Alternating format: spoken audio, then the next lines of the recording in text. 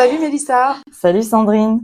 comment ça va? Très bien, et toi? Ouais, je suis heureuse, on se retrouve. Ah oui, En plus, on a des invités exceptionnel, chers à nos cœurs. bien sûr. Voilà, on est présente? Ouais, alors on va parler aujourd'hui déjà, présentons le sujet, du travail vu par plusieurs générations. Et pour ce faire, nous avons invité Alexa Lernoux, qui était ancienne alternante chez Formaflo, Bonjour. et Alexis Drouard, qui est alternant. Hello, ça va?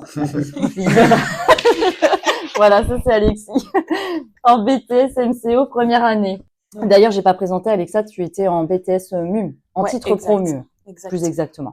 Manager des unités marchandes. C'est Tout à ça, fait. exact.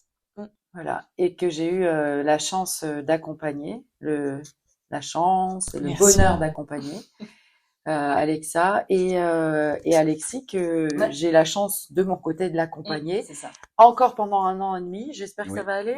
Bah oui, totalement. Et on voulait que vous soyez nos invités parce que vous êtes de la génération Y, pardon, c'est moi qui me trompe aujourd'hui, de la génération Z tous les deux. Et on voulait avoir votre avis sur cette question, sur la question du travail justement, comment vous voyez le travail aujourd'hui.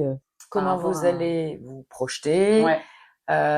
Quelles sont vos attentes? Qu'est-ce que Il y a vous plein de questions, voulez ne vous inquiétez pas. absolument pas ou absolument ce que vous avez envie? Eh ben justement, ça va me faire rebondir sur la première question.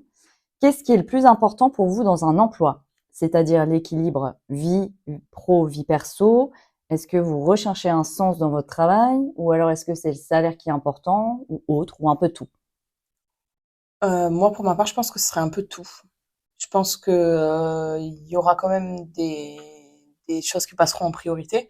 Moi, pour ma part, je pense que c'est propre aussi à chacun, mais pour ma part, ce serait la vie perso et la vie pro. Mm. Après, je sais qu'on est dans une génération où le salaire compte énormément, mais je pense que c'est vraiment en fonction de la personne. Et puis moi, je pense que c'est vraiment un mélange de tout, pour le coup. Alexis? Perso, pareil. Moi, ça serait un mélange de tout. C'est sûr qu'il faut un minimum de salaire parce maintenant on a un minimum d'attente. On voit Ouais. beaucoup de choses. On a envie de faire beaucoup de choses de notre petit âge. On a envie d'avoir toujours des voitures mieux que nos parents, une vie mieux que nos parents, mais en étant chez nos parents. Donc forcément, il faut un salaire assez conséquent. Mais moi perso, ça serait surtout la vie perso parce que il faut quand même des limites. Et la vie pro aussi pour que ça ait un sens parce que faire un travail où ça a pas de sens, moi Le sens. moi j'en vois pas l'intérêt. Et tu vois, là, ce que je trouve intéressant aussi, c'est que Alexa et Alexis parlent de la limite, chose que vous n'avez pas eu, on va dire. Alors justement, je voulais un peu rebondir Voilà. sur aussi la vision. Alors je sais pas si à votre âge, je m'étais posé la question sur comment je me projette. La seule chose qui était super importante, c'est que je devais être indépendante. Et donc ça passait par l'indépendance financière. Alors on se posait pas trop de questions sur le sens. Et je te rejoins Alexa quand tu dis c'est propre à chacun et c'est propre aussi par rapport à la tranche d'âge et à quel moment tu es de ta vie. Vous êtes absolument jeune, vous allez construire des familles et avoir une plus belle voiture que vos parents, une plus belle maison que vos parents.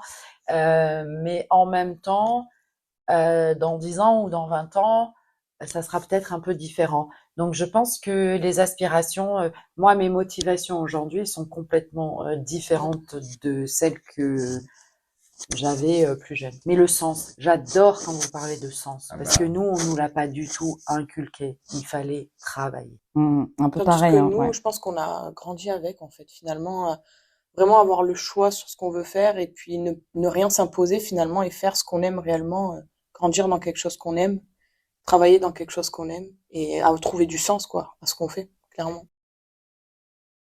Et Alexa, pour te connaître un peu, tu as aussi ces ressources et c'est tout à fait personnel, mais tu as ces ressources tu as su parfois dire non. Clairement. Je ne veux pas ça. Ouais, clairement. Je sais pas ce que je veux, mais ça, je veux pas. Clairement. Et c'est une force qui est incroyable. Je sais pas si Alexis, tu as le... Bah non, on en discutait hier. Oui et non. Réponds à ta place. Hein. Mais parce que on se sait et oui et non. Je dis non à quasiment rien. Je dis non, quasiment rien. Mais il y a des fois, par contre, quand moi je dis oui, en général, pour tout, je dis oui à tout. On peut marcher dessus autant qu'on veut. Moi, si j'ai toujours quelque chose, mais le jour où j'ai le déclic, c'est fini. Ou c'est fini, ou alors c'est le moment où je vais, moi, vriller, péter les plombs, et après, dans le domaine du travail, ça va être professionnel, donc il va falloir garder un cadre, parler respectueusement, mais ça va être, c'est moi qui parle et pas la personne en face, même si ça va être, et ça va être soit on s'adapte, soit je pars, quoi. C'est marrant Il y a une parce que limite. tu as parlé de sens juste avant mon intervention en disant oui, du sens. Et en même temps, tu n'assumes pas ce sens-là. Ou alors tu n'as pas identifié quelle était Bah, moi, le sens, j'ai ton l'impression que envie je le trouve. profonde. J'ai l'impression, en fait, moi, quand je vois, moi, en tout cas, dans le domaine hypermarché, etc., j'ai l'impression, maintenant, pour eux, c'est juste un travail c'est de passage, quoi. C'est pas, ils le feront pas. Moi, j'ai toujours essayé de trouver du sens, que ça soit en boulangerie, en pâtisserie, en charcuterie, en boucherie, dans les rayons. J'ai toujours essayé de trouver un sens de pourquoi je faisais ça. Et là, pour le coup, c'est vrai que moi, je l'essaie de trouver là où les autres, ne faisaient juste pour gagner de l'argent et rentrer et venaient avec la boule au ventre. Et est-ce que vous pensez justement que c'est possible de trouver un sens ou tout cet équilibre dont vous parlez ou pas aujourd'hui? C'est-à-dire, pardon. Bah, Ouais, grave. J'ai pas compris la question. Reformule-moi la question, Mélissa. Ça vous a donné la ref? Tu peux répéter la question? vous l'avez ou pas? Vous avez pas la ref? Non, c'est l'imitation qui m'a fait rire. Mais la ref, vous l'avez? Non. Bah, c'est les Les inconnus, Stéphanie de Monaco. Ah ouais, Vous non. pouvez répéter la question? Ah non. C'est ça en vrai. Le petit mouvement J'ai de pas main et tout. Bon, ils n'ont pas la ref. Mince. Non, en fait, c'est votre idéologie de vous dire, je dis pas que c'est pas bien, c'est vraiment pour recontextualiser sur ma question et tout. Pour vous, le travail doit avoir un bon équilibre perso, pro, un salaire, etc., etc., ce qu'on disait. Mais est-ce que vous pensez que dans le monde du travail actuel, c'est possible ou c'est complexe ou carrément pas réalisable? Moi, je pense que c'est par rapport à la boîte qu'on choisit, Ouais. hein, forcément. Il y aura des boîtes où justement ils vont mettre en priorité justement le choix des plannings, mettre nos contraintes personnelles à l'intérieur du travail, etc. Tandis qu'il y a d'autres entreprises, enfin, ils font les plannings, ils vous les posent, et puis si ça vous va, tant mieux, ça vous va pas, ben tant pis, en fait, on fait avec, et puis on prend comme ça, hein. Ok. Ouais, je suis d'accord. Et aussi, je trouve le perso, où il faut aussi nous savoir aussi parler et dire les choses, parce que il y en a beaucoup il y a les entreprises, il y en a d'autres, ça fait déjà tellement longtemps qu'ils sont submergés, débordés, et les gens qui partent, les gens qui sont remplacés, ça va, ça vient. Et moi, c'est le cas de la mienne, et je vois, si nous, on s'impose pas, on n'ose pas parler, on n'ose pas, bah, on n'aura rien. Un exemple tout bête, la première, mon premier CDD que j'ai fait à 16 ans, les autres étudiants qui avaient 19, 20, 21 ans n'osaient pas demander pour aller en pause. Parce qu'il y a Ouais, du monde. C'est des forces de caractère aussi, tu vois. Aussi. Voilà, mais alors c'est quelque chose, c'était un dû, tu travailles Oui. 1 heure, tu as 3 minutes de pause, tu accumules tout, donc si tu travailles 6 heures, tu as tant de pause, mais ils osaient pas demander. Ah ouais. Et Moi, ce que je trouve, et encore une fois, je rejoins ce que Alexa disait, ce que je trouve incroyable, aujourd'hui, on est en train de chercher les entreprises, comment créer de l'engagement vis-à-vis des jeunes pour qu'ils viennent, et ils essayent de linéariser un peu tout leur dispositif. Bon, les plannings collaboratifs, enfin, etc., etc. Et encore une fois, je pense qu'il faut que chaque entreprise garde son ADN et que chaque personne sélectionne l'entreprise dans laquelle elle se sentira le mieux. Parce que si on linéarise tout ce qu'on peut proposer pour vraiment vous faire venir et vous fidéliser, et ben ça peut pas matcher parce que ça fait pas partie de l'ADN de l'entreprise. Moi, je vois de quelle entreprise tu fais allusion et on va la nommer parce que c'est Leroy Merlin et que c'est vrai qu'au niveau des ressources humaines, il y a plutôt C'est top. ils sont très innovants et très proches des collaborateurs, mais ça ne peut ne pas convenir à certaines certains personnes. profils, ouais. Dans ton entreprise, je sais pas si je peux la nommer, Je mais pense chez Leclerc, ça dépend aussi du propriétaire du Clairement. centre Leclerc. Donc moi j'ai l'impression que Alexis se sent bien Ah oui, moi totalement. dans ce centre Leclerc et et en même temps peut-être qu'un autre collaborateur se sentira pas aussi bien. Et donc c'est compliqué. Vous êtes à la fois en quête de sens. Vous savez, pour certains, dire non, je ne veux pas ça, et ok, vous avancez peut-être un peu plus vite. Et Alexis, tu es en quête de sens, et en même temps, tu ne sais pas dire non. Bah oui. Est-ce que tu sais que tu te sens bien dans cette entreprise? Ah oui, moi je le Voilà. sais. C'est juste des fois, c'est un peu compliqué quand on est appelé partout et en fait, peu importe le choix qu'on va faire, il y a forcément quelqu'un qui va être déçu ou que ça va gêner ou que. Une fois, quelqu'un m'a dit, si cette personne écoute ce podcast, elle se reconnaîtra, que dans le travail, il n'y a pas de sentiment.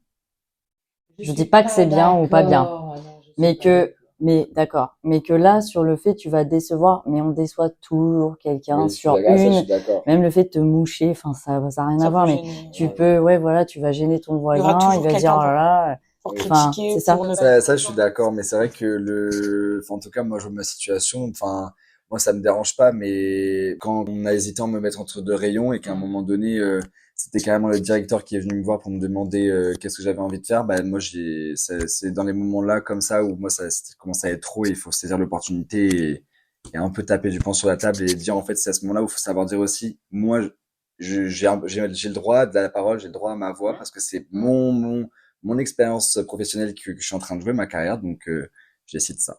Ça me fait rebondir sur une question. Comment définissez-vous le succès professionnel, puisque tu parles de carrière? Ah ça, alors ça, c'est une très bonne question. super question.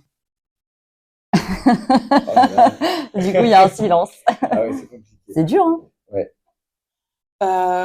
C'est marrant qu'ils se posent la question. Je pense que nous, c'était plus Moi, je plus sais au ce que tac au c'est, tac. le succès, Ouais. Moi, Ouais.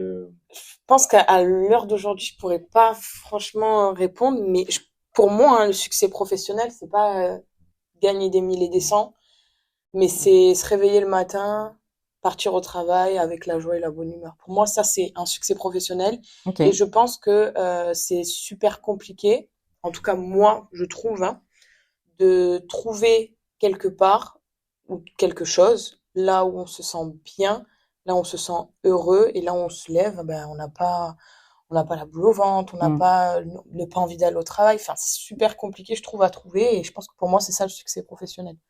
C'est vrai. Moi, je suis d'accord. Moi, je trouve après que je pense que le succès, c'est propre à chacun. Ouais. Aussi, parce qu'il y en a, ça va être, ils ont tellement du rêve matériel parce que peut-être ils ont eu beaucoup, peut-être justement ils ont rien eu en étant plus petits dans leur enfance. Donc moi je trouve, moi je sais que mes parents n'ont rien eu. Aujourd'hui ils ont pas beaucoup, mais ma mère est très heureuse dans ce qu'elle fait. Mon père est très heureux parce que c'est lui qui ramène plus pour que ma mère elle soit heureuse.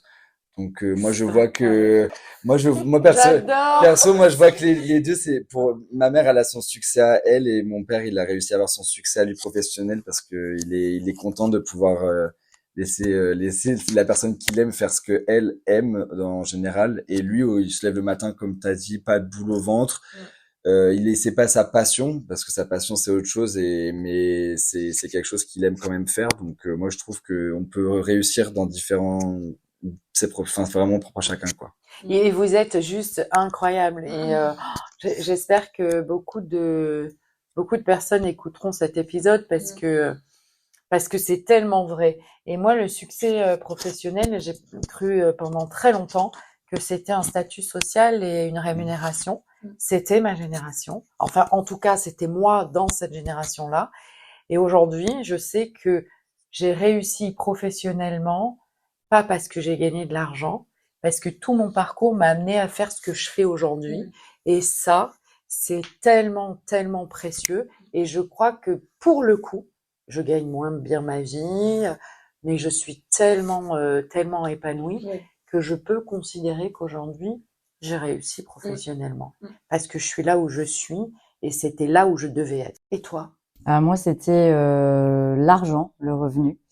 et la position dans une entreprise est idéalement être entrepreneur, quoi. C'est ça. Ah ouais. Et aujourd'hui? Bah, c'est ça. Donc, tu réussis professionnellement. Oui. Mais je vais aller encore plus loin. Oui. Non, j'ai un très très bon équilibre aujourd'hui. Mais parce que t'en as conscience quand tu arrives, enfin, tu le sais naturellement, mais quand même, t'en as plus conscience quand tu vis vraiment des étapes comme dans tout dans la vie. Mais voilà, une précédente expérience, tu dis oh putain, moi je veux plus revivre ça. Et du coup, celle d'après, bon bah tu la vis bien mieux. Et là, ce que Alexis disait par rapport à ses parents, ça résonne tellement parce que ma génération, alors, voilà, il y avait des ambitions et en fin de compte, il fallait vraiment respecter l'ambition de l'autre. Et ça veut dire qu'il n'y a pas d'échelle. Mon ambition, c'est pas la tienne, et elle est tout à fait louable. Et ça aussi, il faut l'accepter. Quand il y a un équilibre comme ça, dans la famille et dans l'entreprise aussi, ça c'est super important. On peut avoir des collaborateurs où tu penses qu'ils peuvent aller très très loin, sauf que c'est pas leur ambition, c'est pas ce qu'ils ont envie, c'est pas leur succès professionnel. Donc du coup, il faut vraiment et encore une fois, on revient à ce que vous disiez en introduction, que c'est propre à chacun. Et aujourd'hui, les entreprises, il faut absolument qu'ils soient à l'écoute du collaborateur. Et c'est pas parce que ça ne matche pas avec l'entreprise que vous n'êtes pas à la bonne place ou que l'entreprise est mauvaise ou que vous êtes mauvais. C'est juste qu'à un moment donné, il faut peut-être aller chercher sa place ailleurs. Et là, il faut des ressources. Ah oui. Et là, il faut dire, allez, j'ai pas peur, je sors de ma zone de confort et j'y vais. Ça, c'est clair. Et de ce fait, puisqu'on parle d'employeur, c'est bien, on rebondit à chaque fois. Quelles sont les valeurs que vous recherchez chez un employeur? Moi, comme ça, d'un coup, je dirais aller à l'écoute. Ouais, ça m'étonne pas de toi. Ouais. Mais même toi, Alexa. Ouais. Mais moi, c'est vrai qu'à l'écoute, j'ai une expérience où j'en ai deux qui ont été beaucoup à l'écoute, le fils du PDG, mon directeur, et c'est vrai que, et c'est grâce à ça aussi que j'ai réussi un peu à un moment donné sortir la tête de l'eau, parce que c'est grâce à cette écoute-là que ça a réussi à avancer. Là où ça bloquait depuis 6 mois, c'est là où ça a réussi à débloquer d'un coup. Et moi, je trouve que quelqu'un qui est à l'écoute, un manager, même simple, un responsable d'un manager qui va être à l'écoute, ça va faire beaucoup de différence comparé à quelqu'un qui va pas l'être. Et non, est-ce que ça vous, enfin, parce qu'il y a quelque chose qui vient, moi, c'était quelque chose d'hyper important pour moi, mais je sais pas pour votre génération, c'était l'autonomie et la prise d'initiative. C'est ce que moi j'allais rebondir là-dessus. Ouais, parce que pour moi c'est essentiel. Donc l'écoute, ok. Mais certains d'entre vous, et vous avez des profils, vous qui avez forcément besoin d'avoir la possibilité de prendre des initiatives, de transformer une action, voilà, et d'être aussi autonome. Je te rejoins dans le sens que je pense que oui, on est en recherche d'autonomie, mais malgré tout, on est en recherche d'accompagnement à côté aussi. Parce que tu l'avais dit dans le premier podcast. Exact. Sans accompagnement, je pense que c'est difficile d'obtenir de l'autonomie. Tant qu'on est accompagné au début, je donne un exemple tout bête, une formation ou autre, je pense qu'on peut gagner vite en autonomie parce qu'on est dans cette recherche, mais c'est vrai que le côté accompagnement est quand même très important. Ah bah pareil. Moi je sais que l'autonomie c'est quelque chose que j'aime bien avoir, mais là dans le cas par exemple, je sais pas, dans le cas de la caisse par exemple où c'est de l'argent qui est directement c'est toujours question d'argent, mais dans le cas où c'est nous le dernier rempart du magasin et qui avons l'argent et que s'il y a une bourde, bah ça sera de notre faute. L'autonomie est bien, mais c'est vrai que quand il y a un encadrement tu te sens plus rassuré. Bah moi sur ces parties-là quoi. Oui, il y a des choses, on a de l'autonomie, ça va, mais il y en a d'autres, c'est bien de savoir qu'il y a quelqu'un qui est là au cas où. Après, moi, je suis le style de personne, si on me donne l'autonomie, il n'y a pas de souci, mais je sais qu'il y en a d'autres, voilà. Moi, quand ma responsable était pas là et qu'on m'a dit c'est toi qui supervise les caisses, il y en a les autres m'ont tous dit, heureusement que c'est toi parce que moi, je prends pas la responsabilité, quoi. Mais ce qui est intéressant de noter, c'est que même suivant toutes les générations, l'autonomie est quand même un point commun pour le coup. Faut le noter. Ouais, sauf que je les trouve, voilà. Bah, sous d'autres formes. Je trouve Bon, que c'est quand même, aujourd'hui, la génération Z, Parce que moi, c'était de l'autonomie, mais purée dure. Tu me Oui, nous, montres c'est pas, je beaucoup me moins débrouille, sûr. je cherche, ouais. dans la génération Z, donc votre âge aujourd'hui, mais peut-être qu'on était comme ça et moi je m'en souviens pas. Vous avez quand même besoin du cadre. Le cadre, ça vous rassure et la priorité, c'est l'écoute plutôt que l'autonomie. Donc, bien évidemment, après l'autonomie, elle viendra et la prise d'initiative. Et pour le aussi. rejoindre, quand il parle d'écoute, je dirais même aussi de la bienveillance, parce qu'il y a certaines entreprises qui sont à l'écoute, certes, mais il n'y a pas ce côté derrière bienveillant.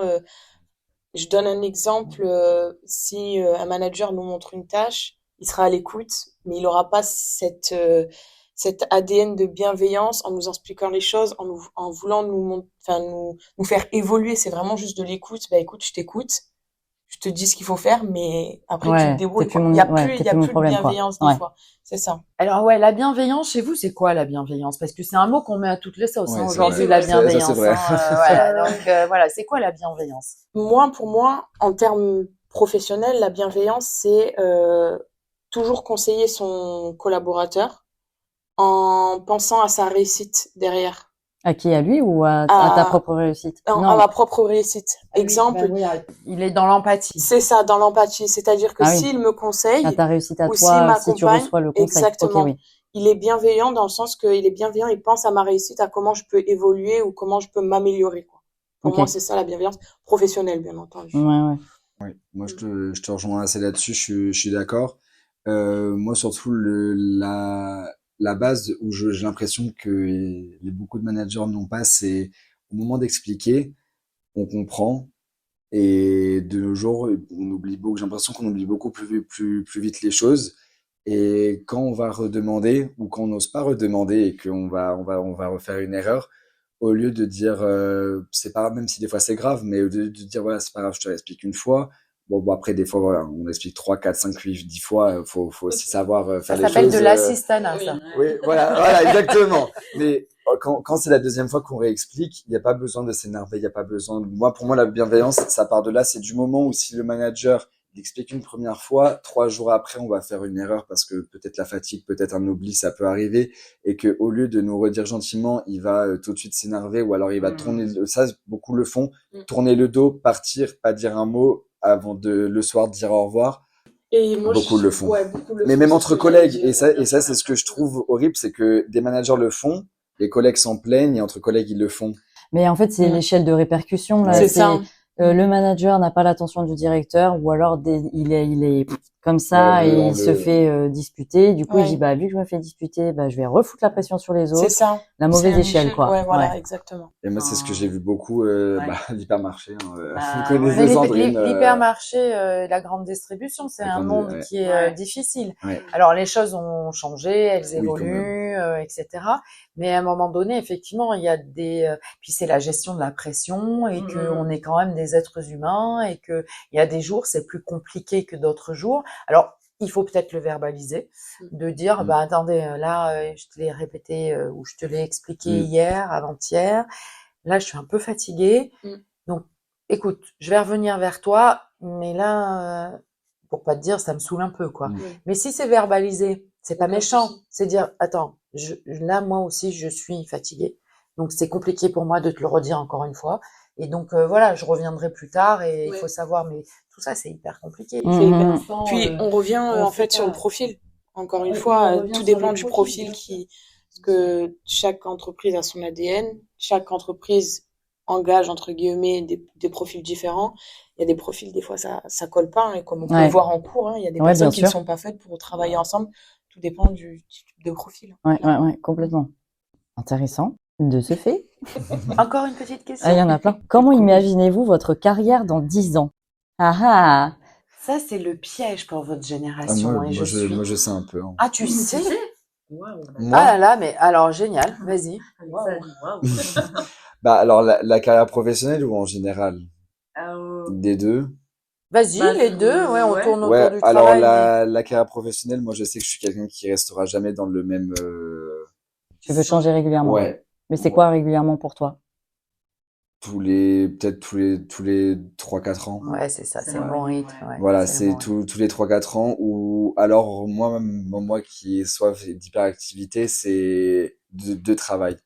Peut-être peut-être de mi-temps, comme de temps en temps de plein temps, ou un mi-temps, un De plein temps plein temps. peut-être. Ouais, non, ouais, Il est non, incroyable, mais, cet non, mais Alexis. moi, je sais pas, je prévois pas, je sais ça, et puis dans 10 ans, je sais que je serai sûrement, moi, dans 10 ans, on me dit, dans 10 ans, tu te vois où? Je me vois déjà pas, je me vois déjà plus en France, moi, je me vois déjà au Ouais, Portugal, ouais. par chez moi. Après, Ouvrir c'est, un ouais, hypermarché. pourquoi pas, bah, de toute manière, là-bas, c'est ce qui fonctionne le mieux entre le bâtiment et le domaine Et du après, on va commerce, dire c'est qu'on est les deux sur des domaines. clichés. Ouais. C'est trop. On est sur de la réalité, quoi. Non, là, par contre, sur le coup, on est sur de la réalité, c'est que le domaine du bâtiment, du commerce, en termes je parle de revenus, c'est les deux qui fonctionnent le mieux là-bas. Encore moins la santé et encore moins On autre ira chose. faire nos courses à Lisbonne. C'est ça. Mais c'est donc le revenu quand même qui t'importe, même en partant au Portugal. Bah, là-bas, malheureusement, oui, sachant que le SMIC, il est Ouais. divisé par deux comparé en France, et que maintenant, moi, je le vois, un caddie de course, France-Portugal, maintenant, il y a une différence de 30 euros, alors qu'avant, c'était quand même une différence de 100 euros. Ouais. Voilà, ton bidon de lessive de 24 lavages, Ouais. 24 doses, 24 lavages, tu payes ça 35 euros là-bas. Alexis fait des relevés de prix tout le temps. Tout le temps, je sais. Mais c'est drôle parce que je pense que notre génération n'est vraiment pas rattachée à la France. La mienne non plus. Ah, Ouais. ok. Non. On Et veut moi, tellement- tous partir, ouais, Oui. voilà, c'est Nous, incroyable. en fait, nous, effectivement, la génération de Sandrine, France. Nous, on a commencé à se dire, ouh là là, c'est pas du tout notre façon de voir les choses, la Ouais. vie, le travail et tout. Donc, t'as une partie qui ose s'en aller et d'autres non. Mm. Et il y a votre génération, et effectivement, quand personnellement j'échange avec vous, vous voulez tous partir. Ouais, c'est incroyable. Et nous, en plus, c'est horrible, mais avec les réseaux, tout ce qu'on voit, on a encore moins Mais envie c'est de quoi rester. c'est la vie, le travail, c'est quoi qui Ah, je vous pense dit que- non, je pars? Moi, je pense que c'est sincèrement à la mentalité. Ouais. Moi, Ouais. Je m'y retrouve Bon, pas ça, on du se tout. retrouve avec je vous, crois ouais. que c'est ça. Moi, je crois Ouais, que c'est la mentalité, ouais. c'est la mentalité que j'ai du mal. Parce que Ouais. moi, je vois notre entreprise, comment c'est compliqué, un peu, Mais tu vois, même sans parler d'entreprise, en parlant dans le quotidien, etc., c'est quand même, tu te balades, enfin, Moi, voilà, c'est c'est très des mentalités compliqué pour moi différentes. d'entendre Oui. ça. C'est super compliqué parce que c'est quand même la jeunesse, c'est ce qui fait la force d'un pays. Oui. Et que on vous a accompagné, qu'on vous a formé. Et mais c'est peut-être parce que vous n'avez pas encore bougé. Parce que c'est bien ce qu'on voit sur les réseaux sociaux. Après, il faut Moi, j'ai bougé, s'expatrier. mais Mais en tout cas, c'est compliqué pour ma génération d'avoir fait en sorte, enfin voilà, d'entendre que la jeunesse souhaite. parce qu'on aspire à autre chose finalement, je pense. Ou alors D'autres ou expériences, alors d'autres, alors là, attendez. Hein. Oula. Là, ça va être très con. On Attention. va me dire ouais, nana, tant pis, je le dis. Ça veut dire qu'à un moment donné, vous avez peut-être été tellement chouchouté, choyé, que vous avez envie, en tout cas je parle pour la génération Z, vous avez certainement envie de voir autre chose. Moi, je pense, sincèrement, hein, justement, moi, je pense que c'est l'effet contraire, c'est que je trouve que en France, la vie est tellement compliquée, on se complique pour tout. Moi, franchement, bah, du coup, pour revenir sur la question, dans 10 ans, je me vois pas en France, je me vois en Afrique, une vie très simple. C'est le côté simple aussi. Ouais, C'est j'ai ça, pas besoin de. moi, Je pense que ouais, effectivement, en fait, dans notre génération, je pense qu'on est En fait, il y a une 50-50. rupture. Ouais. C'est ce que moi j'explique pour ma troisième vie, comme je dis, ma vie d'après.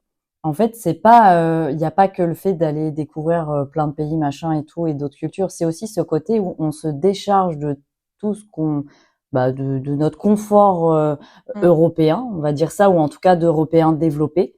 Et que moi, je dis toujours, si je finis à travailler dans un champ à ramasser des olives, mais je serai la plus heureuse du monde, parce que je ne veux plus avoir le côté matériel qu'on a ici.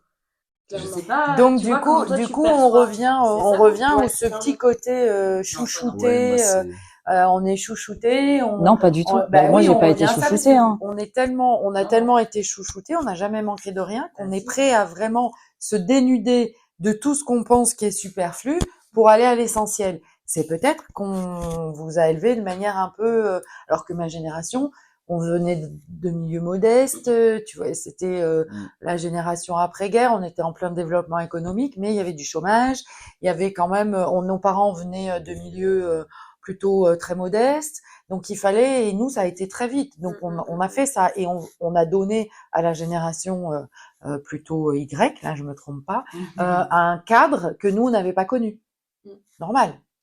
Et ce cadre-là, eh ben peut-être que c'est un cadre qui est étouffant et que vous avez envie de voir autre chose. Et c'est tant mieux.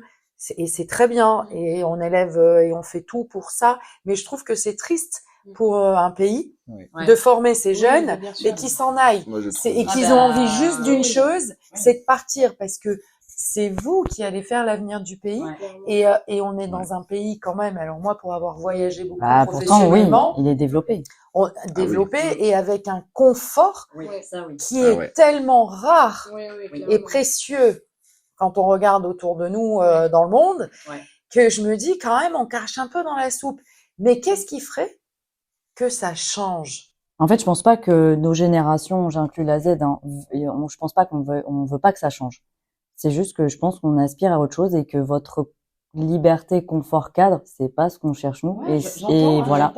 Et peut-être que la génération après, Alexis et Alexa, j'en connais pas forcément, enfin directement quoi. Peut-être que eux justement, ils se disent, moi je veux rester là. Ils sont rattachés à ici. Je sais pas, tu vois. Toi oui? Non, je sais pas. Non, justement, j'en connais pas, mais peut-être que. Est-ce que c'est un effet de transition nos générations, tu vois? Je sais pas. Et du coup, pareil dans l'entreprise. Alors il y a vraiment des cadres qui doivent vous étouffer, mais en tout cas c'est des cadres un peu sécurisants, puisque vous avez envie d'écoute et quand même une forme d'encadrement. Donc tu vois, c'est ça qui est un peu. C'est intéressant, c'est un vrai sujet, je trouve, de comprendre pourquoi aussi il y a eu cette rupture. Moi, je trouve que c'est l'école. À l'école. Ouais. Moi, de mon point de vue perso, bah là, c'est la période. Moi, historiquement, j'ai redoublé une fois, donc j'ai beaucoup d'amis qui sont un an au-dessus. Et là, là, on arrive sur les passages en master ou alors en licence dernière année, d'ailleurs la L3. Et beaucoup ont fait à l'étranger. Et en fait, justement, là, moi, en tout cas, là, pour notre école à Formaflo, je trouve que tous ceux qui disent qu'ils veulent partir, ils sont pas partis. Ils voient pas. Alors après, toi, je sais que t'es parti, donc voilà, ça c'est, je te cautionne que je suis pas dedans, voilà. Mais moi aussi, je vois et je vois en fait et les seuls qui sont partis, eh ben ils disent je partirai pas de suite parce que je peux pas. Parce que le confort qu'ils ont en fait ici, et justement c'est ça. Et moi je trouve que c'est dommage, et j'ai l'impression que c'est l'école, parce qu'en fait la plupart des gens qui veulent partir, c'est sur la fin des études, ou alors c'est pendant leurs études, et je vois que tous ceux qui sont déjà bien dans leur travail, dont moi je vois certains de mes meilleurs amis ou leurs parents, ils sont super bien, ils se plaisent très bien en France, ils sont 100% français, ils aiment bien, et bah eux ils veulent rester parce que bah en fait c'est leur vision, et moi je vois autre chose. Et c'est vrai que avec le Portugal, je sais toutes les contraintes qu'il y a, mais parce que depuis petit je les connais, et inversement, la chance que moi j'ai pu avoir, que mes grands-parents, la France les a accueillis à l'époque, et moi je trouve ça aussi dommage et moi je suis vraiment quasiment sûr que c'est avec l'école, que le dégoût qu'on a pour la scolarité, et qu'après péjoratif sur péjoratif, on voit tout mal, et bah qu'après en fait c'est notre génération, la Z, bon après on est encore un peu jeune, mais même la Y en général, la Y et la Z, au lieu de crier on part, on n'essaye pas de changer un petit peu les choses. On est la génération où on a essayé de changer, mais ça marche pas. Bah, ouais, on abandonne et on veut se barrer. Voilà. Ouais, non, voilà. mais je schématise. C'est pas pour tout le monde. Je vois là la Z, c'est beaucoup ça en fait. C'est les écoles. La plupart, ils ont commencé à dire je veux faire mes études à l'étranger, et puis là, faut sortir l'argent. Ah bah ouais, mais t'as pas rien sans rien. Ou alors, c'est vrai qu'il y a un rapport avec l'argent, vous, qui est tellement différent aussi. Ouais. Alors que nous, on a quand même pris ça de la génération, de ta génération, Sandrine. On a quand même plus, je pense, je sais pas, mais les pieds sur terre, en tout cas, vis-à-vis de Ouais. l'argent. Et ok, tu veux un truc, bah tu dois payer. C'est ça. Et nous, Ouais. avec les Par réseaux, exemple, pour suivre ce que tu. c'est ça. Et nous, avec les réseaux, et c'est ce qu'on, une fois, on en parlait avec, on en parlait parce que j'ai un groupe de meilleurs amis de 8 et des fois, on a des débats très philosophiques et qui part chacun va dans son Il faut vous Ouais. enregistrer. Ah ouais, C'est grave, vraiment- grave. Non, mais des fois, oui. Et on en a parlé et on a tous été d'accord. C'est l'une des rares fois pour se dire, notre génération, la première fois où on parle de l'étranger, d'autant avec les cursus scolaires, Erasmus, etc., Ouais. c'est les études à l'étranger, Ouais. en étant soit mineur ou en venant d'être majeur. Ouais. Et c'est là où ils entendent parler. C'est là où après ils voient, après les tours du monde, les machins, les trucs, et puis ils se disent, oh là là là là là là. Mais ce qu'ils voient pas les tours du monde, c'est que les gens qui font le tour du monde, les gens qui vont à l'étranger, ils reviennent après. Parce qu'il y a ils ont tellement un confort, ils ont pas l'habitude. Ouais. Ou alors c'est tellement plus cher, ou alors, ah bah, le médecin, ouais, bah, faut lâcher 350 euros pour des médicaments. Et ça, c'est et ça, c'est le truc. Moi, ma pote, la première truc quand elle est revenue du Danemark, quand elle est tombée malade, elle a dit, j'ai payé 25 euros ma boîte de Doliprane. On est trop habitués ici. Tu vois, en fait, c'est là aussi où ça devient chiant. C'est qu'on est trop habitués et que les gens, ils se rendent pas compte de ce qu'on a. On revient à ce que je dis, Oui, c'est ça. moi, en tout cas, ce que je disais. Par contre, il y a quelque chose que tu as dit qui me paraît intéressant, mais on n'a pas été jusqu'au bout et c'est pas l'objet du podcast puisqu'on est autour de l'entreprise. Qu'est-ce qui fait que c'est l'école qui qui déclenche cette envie importante de partir? Est-ce que c'est trop lourd? Est-ce que c'est pas adapté? La façon dont vous avez appris les choses, c'est pas adapté? Parce que C'est une très bonne question. merci. M'en voilà flattée. C'est vrai, hein. Et donc du coup, c'est ce que parce qu'effectivement vous êtes une génération où on est en train de vous apprendre des notions comme on vous a appris à la génération de Mélissa et presque un peu comme on m'a appris à moi. Et là, nous, on n'a pas, enfin, ça n'a pas changé. Mais j'ai plus d'enfants scolarisés, donc je pourrais pas le dire. Donc, est-ce que c'est ça qui vous fait fuir? Ah, mais moi, j'ai l'impression, quand j'en parle, il y a pas que ça, parce qu'après, il y a aussi le côté où il y a l'enchaînement des choses, on grandit, on voit des choses, on voit les parents, on voit les familles, mais quand je vois, c'est le départ, c'est le facteur de, soit du dégoût, soit ça s'est mal passé de l'école. J'ai entendu une phrase une fois, et c'est, je n'ai jamais, enfin, je sais pas pour ta part, mais je n'ai jamais entendu un seul collégien dire qu'il a aimé une seule peut-être, mais au moins toutes ses années collège. Ouais, mais je pense que moi-même, j'ai pas aimé mes années collège. Moi non plus. Mes années collège, c'était les pires, je pense. Mais pourquoi? Moi, j'ai aimé ma cinquième. Mais mon meilleur ami a aimé sa troisième. Je pourrais en citer plein qui ont aimé une ou deux, mais jamais Ouais, les moi quatre. aussi, j'ai aimé ma troisième, mais j'ai pas aimé toutes mes années Mais scolaires, pourquoi, mais parce que c'est là, en fait, c'est à ce moment-là que t'as ta transition, toi aussi. Ouais. Tu changes, tu découvres les choses, tu prends en maturité, entre guillemets, hein. Oui. Mais entre la sixième et la troisième, t'es plus du tout la même personne. Enfin, pour ne pas être méchante envers moi-même, je me vois en sixième, j'étais une petite peste, je pensais qu'à moi, et les autres autour, je les voyais pas. Je me vois en troisième, c'était d'abord les gens avant moi. Enfin, la mentalité, elle change totalement. La personne, même la personne qu'on est, change totalement. Donc moi, je te rejoins dans le sens que j'ai pas du tout aimé mes années collège. Je dirais même que j'ai plutôt adoré les années lycée, parce que c'est vraiment là où tu prends en liberté. C'est ça. Tu as tes choix, parce que aussi, il faut se le dire, au collège, on nous impose beaucoup de choses. Ah, oui.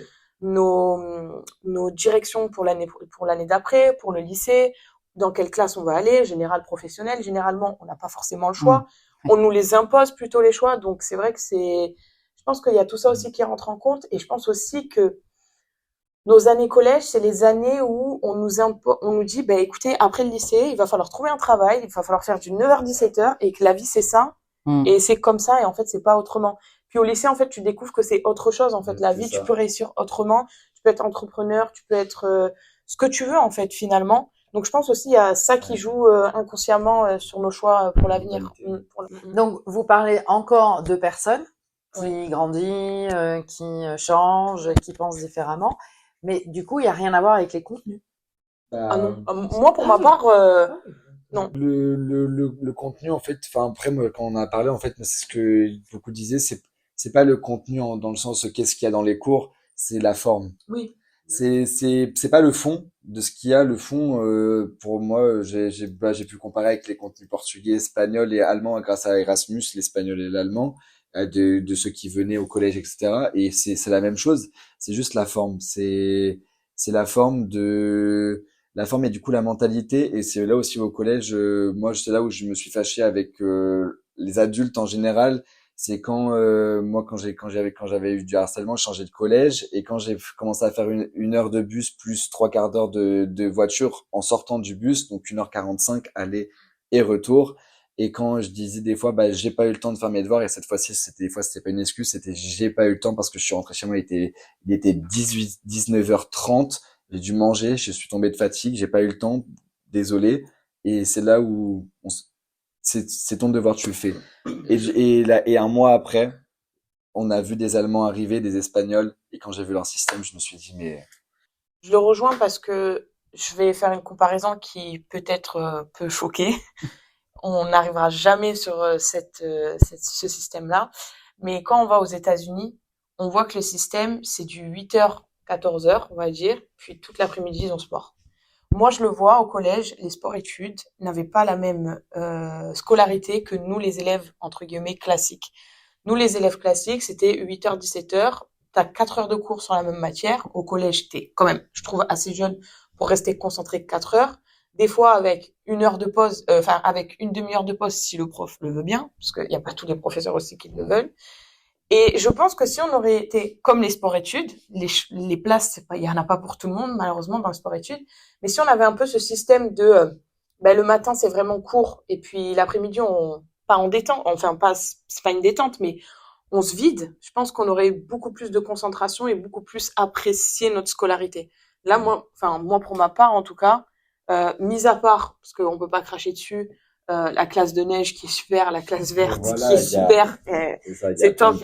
Mais il y a le 8h, 17h, et encore 17h, c'est... Alors, est-ce que pour faire ce rythme-là, il faut forcément avoir, j'imagine, moins de vacances? Est-ce que ça, c'est quelque chose que vous auriez toléré? Alors, ouais, ça par contre, c'est un truc que j'ai parlé avec mes amis. C'est vrai que on était tous unanimes pour dire si on avait plus de temps entre guillemets pour nous ou pour le reste des choses, donc moins de vacances, c'est ok. Non, mais oui. La ref, c'est ok. Et alors, je l'ai pas, la ref. C'est la ref, c'est en gros quand il y a quelque chose qui va pas ou quoi, mais c'est juste c'est ok, c'est pas grave. Non, mais alors moi j'en ai une de ref, mais vous allez vous moquer. Bon, c'est Jacouille, toi? Ok. Ok. Ok. Ah là là. Je m'en doutais. Je m'en doutais. Alors là. Sandrine et Mélisse. Je l'ai, c'est bon. Moi aussi, hein. Ah bah oui. Ah non, mais tout le monde là, Jacouille. Je m'en doutais, je me suis dit, elle va dire que c'est Jacouille. Je l'aurais pas dit si tu l'avais pas dit. Ah, punaise, c'est énorme. C'est vrai que là, du coup, le système, et c'est là où, en fait, tout s'était mélangé. J'ai une dernière question, un peu la question qui tue. Non pas que je regarde Sam Zira et qui fait ça, mais... Ah ouais, exact. N'avez pas la ref? Non, c'est un journaliste sur YouTube. On va créer une question. Donc là, déjà merci pour ces explications. Et alors la dernière question, la question... The last one. Ouais, mais qui pique, Ah. qui peut piquer. Êtes-vous prêt à sacrifier une partie de votre vie personnelle pour votre carrière? Et là, il faut que tout le monde réponde. Là maintenant à l'instant. Là maintenant à l'instant T, oui, L'instant parce que T. c'est là que c'est ça qui est important. Pas du tout. Oui, ok. Ah ouais, vraiment pas. Ok. Ah ouais. Moi, oui. Ouais. Sandrine? Ah. Est-ce que je suis prête à sacrifier ma vie professionnelle? Personnelle, pour ta carrière. Ah non. Justement. Ouais. Je trouverai l'équilibre. Ok. Non plus. Ouais, je pourrais Non. pas. Aujourd'hui, non.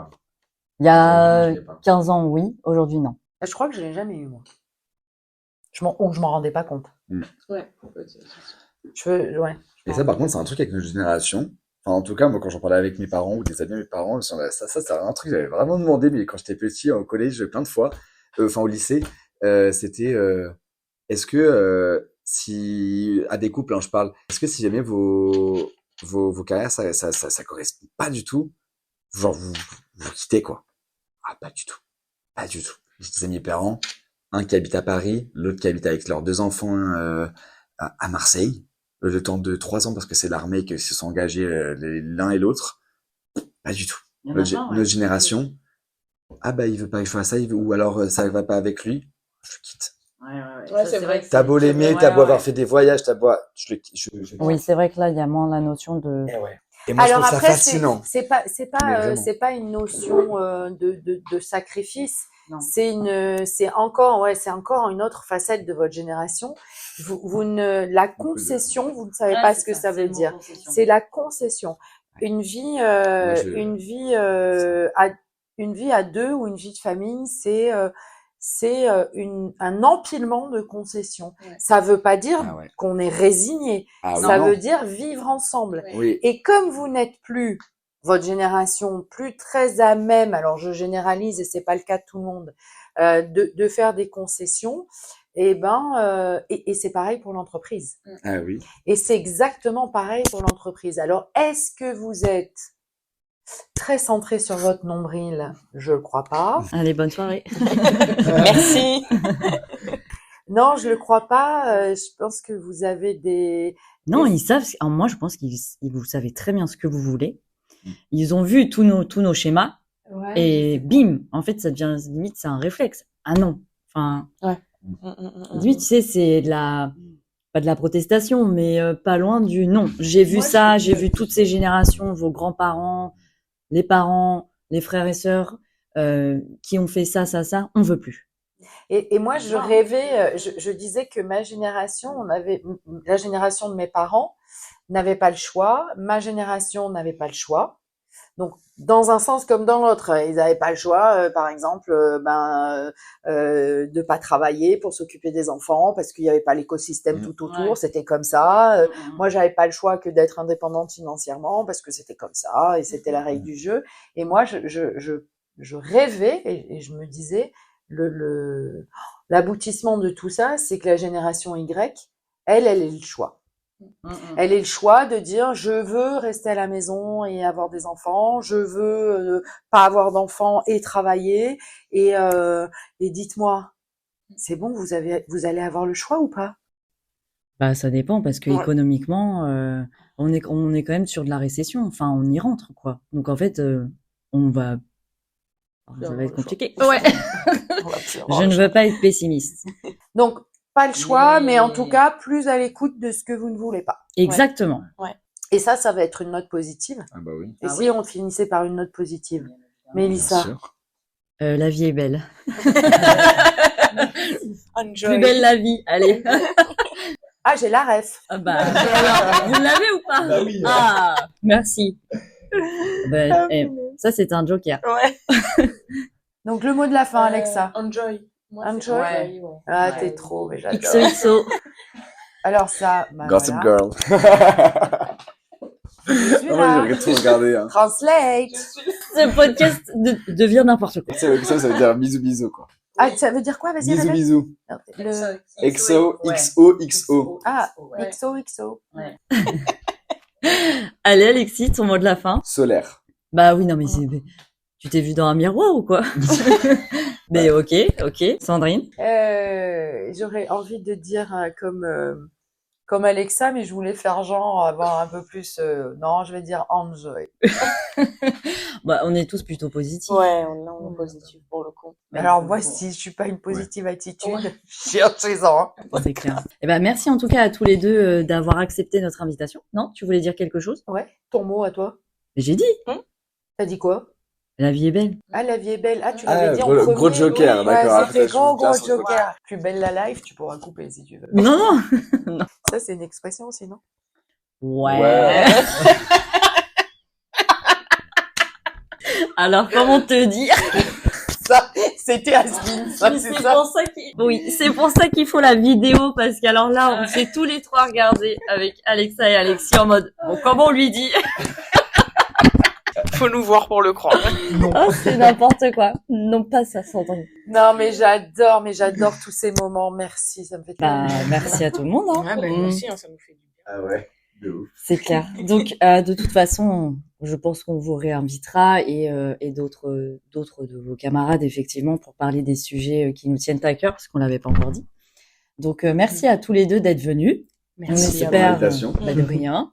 On espère en tout cas que l'expérience vous a plu, même si toi, Alexa, c'est pas ta première fois. Non, toujours Mm. un plaisir. Bah voilà. Et que Et toi, moi, ça m'a plu beaucoup. tu reviendras. Ouais. Ah bah Avec parfait. plaisir. Est-ce que moi, je peux revenir? Bien alors, toi, tu n'as même pas le choix, tu vois. Le cadre. C'était un super moment et ça permet de mieux se connaître Ouais. les uns et les autres et d'avoir des avis. Alors, on n'a pas de baguette magique, mais bon, juste de le verbaliser, parfois, ça fait du bien. Oui, c'est important. Mélissa, 1000 fois merci. Bah, nous, on se retrouve très, très vite. Ouais. Puis, suivez-nous sur les réseaux. Sur les réseaux et n'oubliez surtout pas de vous abonner aussi à l'émission du podcast pour recevoir une notification quand un épisode sort. Sur toutes les chaînes. Sur toutes les chaînes, ouais. C'est ça qui est bien, c'est que c'est dispo partout. Vous pouvez pas nous louper. Puis, on a nos petites têtes là. Exactement. Alors là. Et ça, c'est devenu une ref à former un flow. On a des trucs à se dire. Mais c'est vrai. C'est Bah vrai? oui. Bah oui. Mais on vous fait la blague tout le temps. Eh ben, moi, On a j'ai des pas choses, fait on le- a,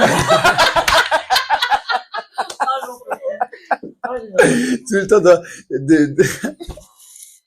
Alors, ça se trouve, ils te le disent 40 fois par jour. Non, On a des choses pas à non se dire. plus, mais des fois, c'est vrai que quand on dit, faut que je dise un truc ou quoi, et souvent on fait, moi, il y a moi, Thomas, Antoine et Noah, souvent on fait, on a des trucs à se dire. Ouais, non, ça, on a des, J'adore, on a des choses. Ouais, ça, on a des choses. Non, c'est ça, parce que on a des choses à se dire. Et ça devient une rêve? Non, mais. Une fois Oh que vous là êtes là. parti, vous avez dit, faut que je vous dise, attendez, je reviens, faut que j'aille chercher un truc. On a dit, On a des on a des choses à se dire. Mais en fait, on l'a pas choisi. Enfin, en vrai, ouais, on l'a pas vraiment Eh, choisi c'est par venu- hasard, mais C'est venu très naturellement, Mais on a je des choses à se dire. Mais c'est ça, c'est tellement naturel, c'est, complètement. Et c'est venu hyper naturellement. Et en fin de compte, c'est vrai qu'avec Mélissa, on avait toujours un truc à se dire. Ouais. On se voyait, on parlait. Et enfin, en même temps, je parle avec tout le monde. Mais là, on parle. Alors là, vient de me mettre un taquet. Non, mais on avait. Allez, bonne nuit, encore une fois. Ce qui était super intéressant avec Mélissa, c'est que Mélissa est très affirmée dans sa personnalité. Elle sait exactement ce qu'elle veut pas, etc. Et donc, du coup, elle avait le courage de me contredire parfois. Donc, bien évidemment, je me disais, et puis moi, j'argumentais. Clairement, je me laissais pas faire. Bon profil ensemble. Et du coup, et c'est vrai que c'était très, très riche parce que ça me nourrissait dans le truc. Et donc, voilà, on a des choses à se dire. Sur ce, Ouais, on n'a plus rien à se dire. devant les micros. avant qu'il fonctionne plus. À très vite. Oui, à très vite. Bye bye. Bye.